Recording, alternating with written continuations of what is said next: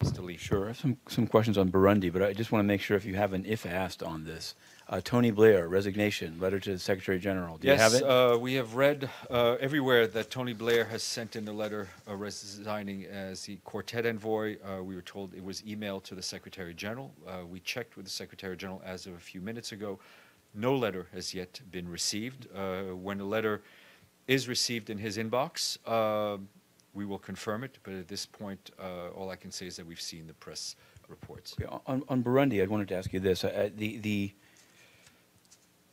In today's debate in the Council, a number of the Council members brought up the crackdown on media in Burundi alongside the, obviously, attacks on opposition and protesters, including the closing of 3 radio stations, the seeming shooting of a radio station reporter along with the opposition leader that was killed. I wanted to know, is the UN doing it, given all that's being said in the Security Council chamber today, is the UN and its existing missions in Burundi doing anything to actually try to protect journalists in Burundi? Obviously, the question of protection of journalists is one that's high on the agenda, and as explained by the Deputy Secretary General himself this morning.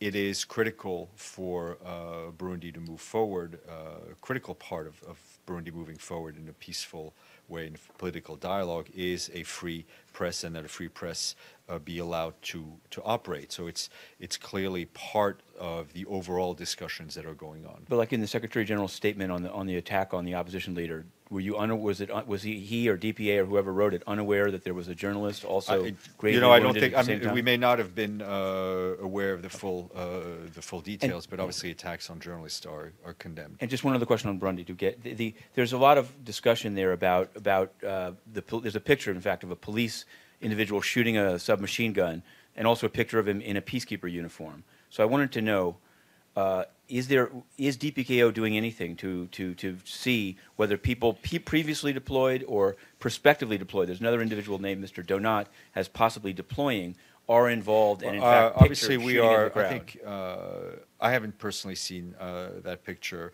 If it turns out to be true, as we've seen in other cases,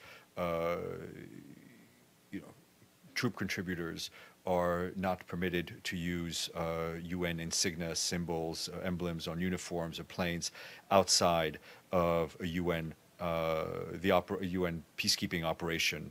So obviously, this turned out to be true.